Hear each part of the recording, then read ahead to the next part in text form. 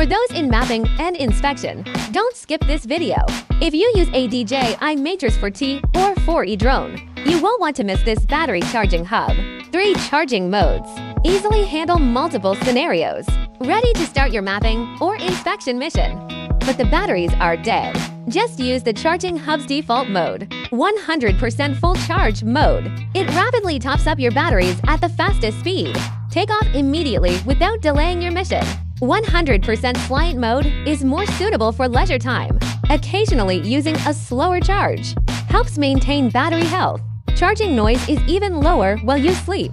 After completing your missions, you can use the 60% storage mode. Charging stops automatically at 60%, making it ideal for long-term storage. Plus, this charger features a USB-C port, allowing you to connect a cable and charge other devices simultaneously, such as your remote controller. It delivers up to 36 watts of power.